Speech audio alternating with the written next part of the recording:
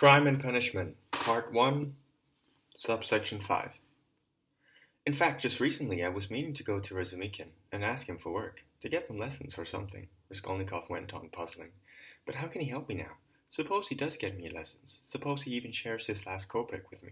If he has a kopeck, so that I could even buy boots and fix up my outfit enough to go and give lessons. Well, and what then? What good will 5 coppers do me? Is that what I need now? Really? It's ridiculous. Going to be going to Razumikin. The question of why he was now going to Razumikin troubled him more than he was even aware. He anxiously tried to find some sinister meanings for himself in this seemingly quite ordinary act. So, then, did I really mean to straighten things out with Razumikin alone? To find the solution of everything in Razumikin? He asked himself in surprise. He went on thinking and rubbing his forehead, and strangely, somehow by chance, suddenly and almost of itself, after very long reflection, there came into his head a certain most strange thought. To Razumikin, he said suddenly, quite calmly, as if with a sense of final decision. I will go to Razumikin, of course, I will, but not now. I will go to him the next day, after that, once that is already finished, and everything has taken a new course. And suddenly he came to his senses. After that, he cried out, tearing himself from the bench. But will that be? Will it really be? He abandoned the bench and started walking, almost running. He had been about to turn back home, but going home suddenly became terribly disgusting to him. It was there, in that corner, in that terrible cupboard, for more than a month now, all that has been ripening, and so he just followed his nose. His nervous trembling turned into some sort of feverishness. He even began shivering. In such heat he was getting a chill. As if with effort, almost unconsciously, by some inner necessity, he began peering at every object he encountered, as though straining after some diversion, but he failed miserably, and every moment kept falling into reverie. And when he would raise his head again, with a start, and look around, he would immediately forget what he had just been thinking about, and even which way he had come. In this fashion he went right across Vasilyevsky Island, came to the Little Neva, crossed the bridge, and turned towards the islands. At first the greenness and freshness pleased his tired eyes, accustomed to city dust, lime, and enormous crowding and crushing buildings. Here there was no closeness, no stench, no taverns. But soon these pleasant new sensations turned painful and irritating. Occasionally he would stop in front of a summer house decked out in greenery, look through the fence, and see dressed-up women far away, on balconies and terraces, and children running in the garden. He took special interest in the flowers. He looked longer at them than at anything. He also met with luxurious carriages, men and women on horseback. He would follow them with curious eyes, and forget them before they disappeared from sight. Once he stopped and counted his money. It came to about 30 kopecks. 20 to the policeman, 3 to Nastasia for the letter. So I gave the Marmeladov some 47 or 50 kopecks yesterday, he thought, going over his accounts for some reason. But soon he even forgot why he had taken the money from his pocket. He remembered about it as he was passing an eating house, or sort of cook shop, and felt that he wanted to eat. Going into the cook shop, he drank a glass of vodka and ate a piece of pie with some sort of filling. He finished it on the road. He had not drunk vodka for a very long time, and it affected him at once, though he had drunk only one glass. His feet suddenly became heavy, and he began feeling a strong inclination to sleep. He started for home, but having reached Petrovsky Island, he stopped in complete exhaustion, left the road, went into bushes, collapsed on the grass, and in a moment was asleep. In a morbid condition, dreams are often distinguished by their remarkable graphic, vivid, and extremely lifelike quality. The resulting picture is sometimes monstrous, but the setting and the whole process of the presentation sometimes happen to be so probable, and without details so subtle, unexpected, yet artistically consistent with the whole fullness of the picture, that even the dreamer himself would be unable to invent them in reality, though he were as much as an artist as Pushkin or Turgenev. Such dreams, morbid dreams, are always long remembered and produce a strong impression on the disturbed and already excited organism of the person. Raskolnikov had a terrible dream. He dreamed of his childhood, while still in their little town. He is about 7 years old and is strolling with his father on a feast day towards evening outside of town. The weather is grey, the day is stifling, and the countryside is exactly as it was preserved in his memory. It was even far more effaced, effaced, effaced in his memory than it appeared now in his dream. The town stands open to view. There is not a single willow tree around it. Somewhere far, very far off, at the very edge of the sky, is the black line of a little forest. A few paces beyond the town's last kitchen garden stands a tavern, a big tavern, which had always made the most unpleasant impression on him, and even frightened him, when he passed it on a stroll with his father.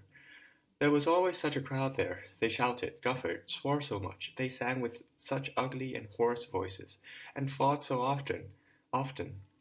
There were always such drunk and scary mugs loitering around the tavern. Meeting them, he would press close to his father and tremble all over. The road by the tavern, a country track, was always dusty, and the dust was always so black. It meandered on, and in another 300 paces or so skirted the town cemetery on the right.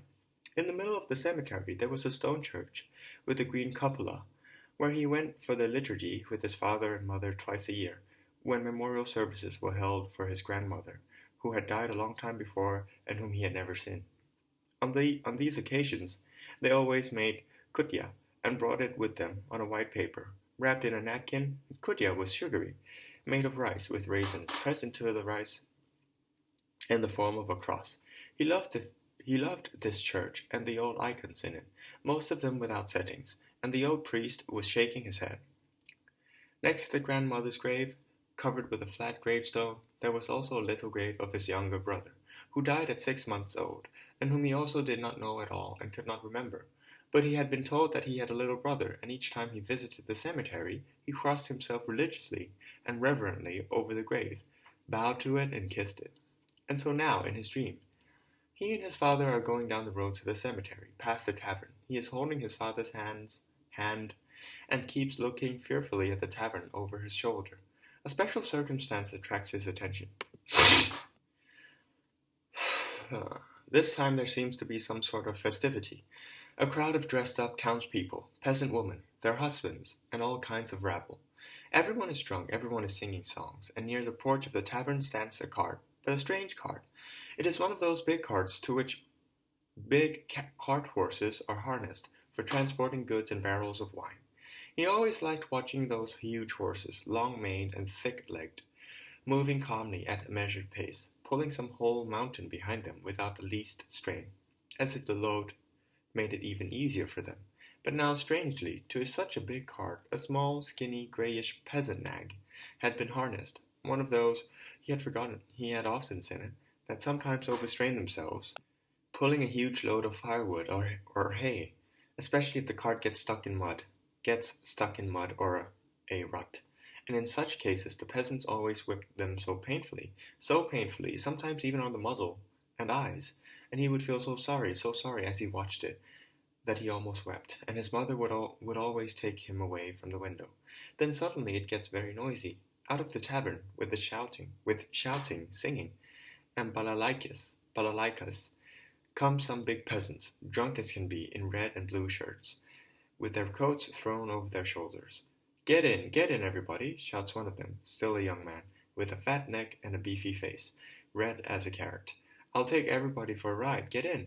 But all at once there is a burst of laughter and exclamations. Not with a nag like that! Are you out of your mind, Mikolka, harnessing such a puny mare to such a cart? That grey can't be less than 20 years old, brothers.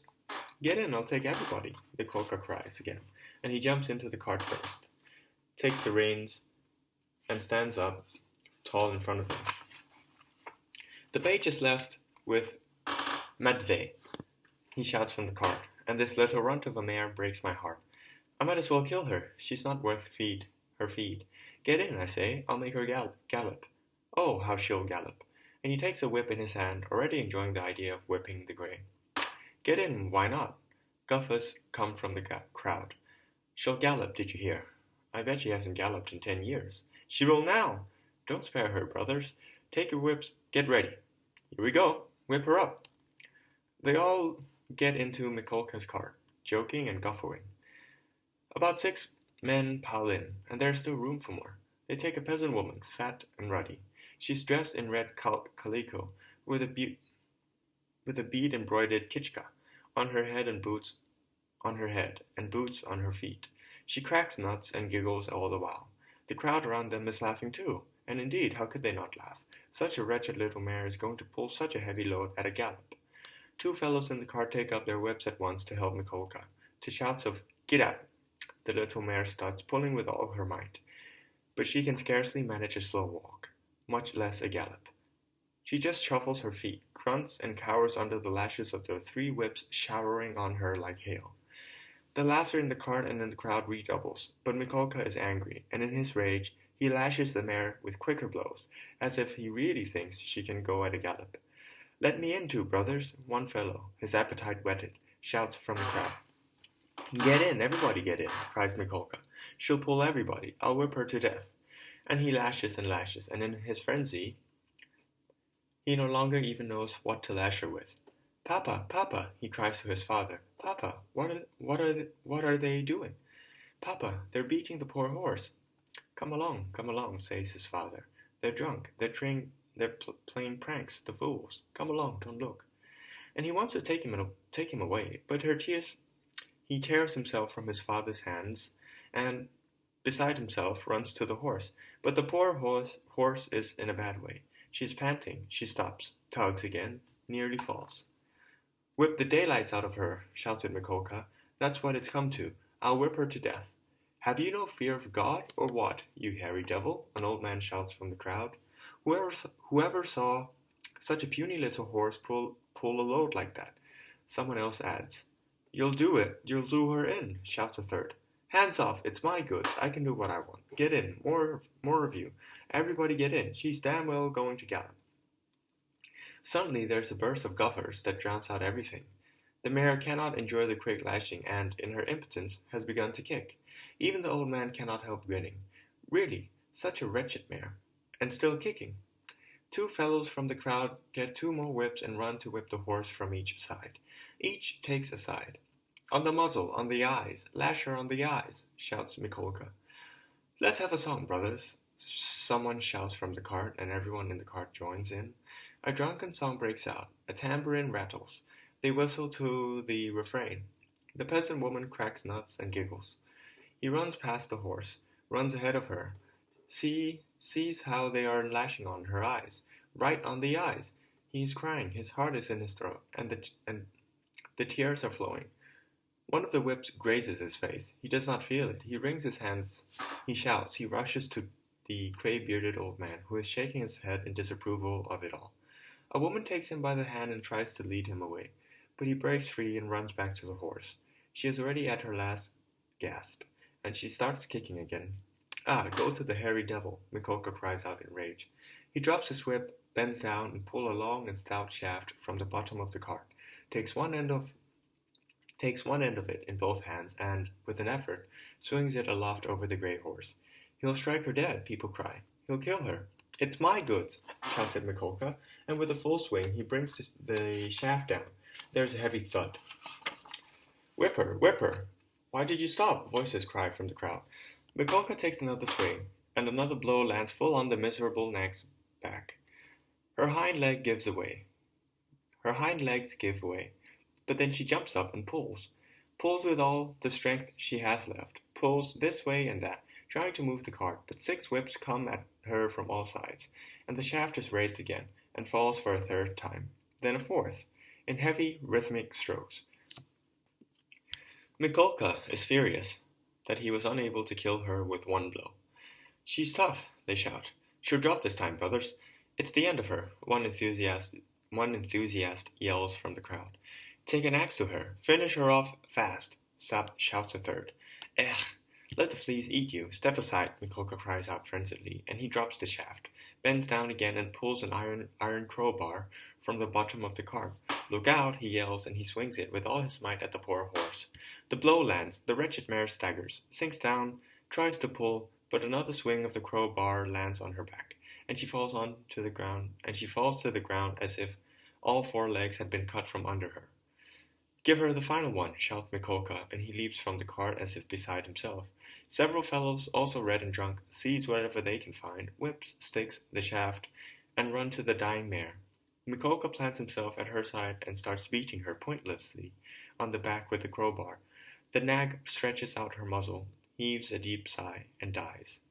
"He's done her in!" they shout from the crowd. "But why wouldn't she gallop?" "It's my goods!" Mikolka cries, holding the crowbar in his hands, his eyes bloodshot. He stands there as if he regretted having nothing else to beat. "Really, you've got no fear of God in you," many voices now shout from the crowd. But the poor boy is beside himself. With a shout, he tears through the crowd to the grey horse, throws his arms around her dead, bleeding muzzle, and kisses it, kisses her eyes and mouth. Then he suddenly jumps up and in a frenzy flies at Mikolka with his little fists. At this moment his father, who has been chasing after him all the while, finally seizes him and carries him out of the crowd. "Come along now, come along," he says to him. "Let's go home." "Papa, what did they kill the poor horse for?" He sobs, but his breath fails, and the words burst like cries from his straining chest. "They're drunk, they are playing pranks. It's none of our business. Come along," his father says. He throws his arms around his father, but there is such strain in his chest. He tries to take a breath, to cry out, and wakes up. He awoke, panting, all in a sweat, his hair damp with sweat, and started up in terror. "Thank God it was only a dream," he said, leaning back against the tree and drawing up the breath. "But what's wrong? Am I coming down with a fever? Such a hideous dream." His whole body was as if broken. His soul was dark and troubled. He leaned his elbows on his knees and rested his head in both hands. "God!" he exclaimed. "But can it be that I will really take an axe and hit her on the head, smash her skull, slip in the sticky warm blood, break the lock, steal and tremble and hide and covered with blood, with the axe? Lord, can it be?" He was trembling like a leaf as he said it. "But what's wrong with me?" he went on, straightening up again, as if in deep amazement. "I knew very well I could never endure it, so why have I been tormenting myself all this while? Even yesterday, when I went to make that trial, even yesterday I fully realized I could not endure it. So what is this now? Why have I doubted all along? Just yesterday, going down the stairs, I myself said it was mean, nasty, vile. That mere thought of it made me vomit, in reality, and threw me into horror. No, I couldn't endure it. I couldn't endure it. Suppose there are even no doubts in all those calculations. Suppose all that's been decided in this past month is clear as day, true as arithmetic. Lord, even so, I wouldn't dare. I can endure it. I couldn't. What? What has all this been all along?" He got to his feet, looked around, as if wondering how he had ended up there, and walked towards T Bridge. He was pale. His eyes were burning, and all his limbs felt exhausted, but he suddenly seemed to breathe more easily. He felt he had just thrown off the horrible burden that had been weighing him down for so long, and his soul suddenly became light and peaceful. "Lord," he pleaded, show me my way. I renounce this cursed dream of mine." Walking across the bridge, he looked calmly and quietly at the Neva, at the bright setting of the bright red sun. In spite of his weakness, he was not even aware of any fatigue in himself. It was as if an abscess in his heart, which had been forming all that month, had suddenly burst. Freedom! He was now free of that spell, magic, sorcery, obsession. Later on he recalled this time and all that happened to him during these days, minute by minute, point by point, feature by feature. He was always struck to superstition by one circumstance, which, though in fact not very unusual, afterwards constantly seemed to him as if it were a sort of predetermination of his fate. Namely, he could in no way understand or explain to himself why he, for whom it would have been most profitable, tired and worn out as he was, to return home by the shortest and most direct way, instead returned home through the Haymarket, where he had no need at all to go. The detour was not a long one, but it was obvious and totally unnecessary. Of course, it had happened to him dozens of times that he would return home without remembering what streets he had taken. But why? He always asked. Why had such an important, decisive, and at the same time highly accidental encounter in the Haymarket, where he did not even have any reason to go, come just then, at such an hour and at such a moment in his life, to meet him precisely in such a state of mind and precisely in such circumstances, as alone would enable it, this encounter, to produce the most decisive and final effect of his entire fate, as if it had been waiting for him there on purpose. It was about 9 o'clock when he walked through the Haymarket. All the merchants, with tables or trays, in shops big and small, were locking up their establishments, removing or packing away their wares, and going home as were their customers. Numbers of various traffickers and rag-pickers of all sorts were crowding around the ground-floor cook-shops, in the dirty, stinking courtyards of the houses of the Haymarket, and more especially near the taverns. Raskolnikov liked these places most, as well as all the neighboring side streets, in his aimless wanderings. Here his rags attracted no superfluous attention, and one could go about dressed in anything without scandalizing people. Just as K. Lane, on the corner, a tradesman and a woman, his wife, had been selling their wares from 2 tables: thread, trimmings, cotton handkerchiefs, and so on. They, too, were heading for home, but lingered, talking with a woman acquaintance who had come up to them. This woman was Lizaveta Ivanovna, or simply Lizaveta, as everyone called her, the younger sister of that same old woman, Alyovna Ivanovna, widow of collegiate registrar, the money-lender whom Raskolnikov had visited the day before to pawn his watch and make his trial. He had long known about this Lizaveta, and she even knew him slightly. She was a tall, awkward, timid, and humble wench of 35, but all but an idiot, and was a complete slave to her sister, worked for her day and night, trembled before her, and even suffered her beatings. She took hesitantly before the tradesman and the woman, holding a bundle and listening to them attentively. They were explaining something to her with particular ardor. When Raskolnikov suddenly saw her, some strange sensation akin to the deepest amazement seized him, though there was nothing amazing in this encounter. "Why don't you decide for yourself, Lizaveta Ivanovna?" the tradesman was saying loudly. "Come tomorrow, between 6 and 7. Those people will also arrive." "Tomorrow?" Lizaveta said slowly, pensively, as if she were still undecided. "See how Alyona Ivanovna's got you scared?" The hawker's wife, a perky little woman, started pattering. "You're just like a little child to look at you. And she isn't even your real sister, just a half-sister. But see, she does what she likes with you." "This time just don't say anything to Alyona Ivanovna," the husband interrupted. "That's my advice. Just come to us without asking. It's a profitable deal. Later on, your sister will realize it herself." "Should I really?" "Between 6 and 7 tomorrow, and one of those people will arrive, so you can make the deal in person." "Around the samovar," his wife added. "Samovar." "All right, I'll come," Lizaveta said, still hesitant, and slowly started to leave. At that point Raskolnikov had already passed by them, and did not hear the rest. He was walking softly, inconspicuously, trying not to miss even a single word. His initial amazement gradually gave way to horror, like a chill running down his spine. He had learned suddenly, all at once, and quite unexpectedly, that tomorrow, at exactly 7 o'clock in the evening, Lizaveta, the old woman's sister and only companion, would not be home, and that therefore, at exactly 7 o'clock in the evening, the old woman would be left at home alone. It was only a few more steps to his place. He walked in like a man condemned to death.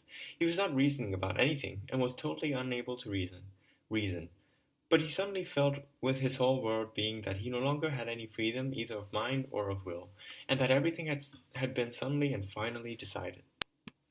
Of course, even he had waited years on end for a good opportunity. Having his design in mind, he cannot even have counted with certainty on a more obvious step towards the success of this design than the one that had suddenly presented itself now. In any case, it would have been difficult to learn for certain, the day before, with great precision, yet without the least risk, without any dangerous inquiries or investigations, that the next day, at such and such an hour, such and such an old woman, on whose life an attempt was being prepared, would be at home as alone as could be.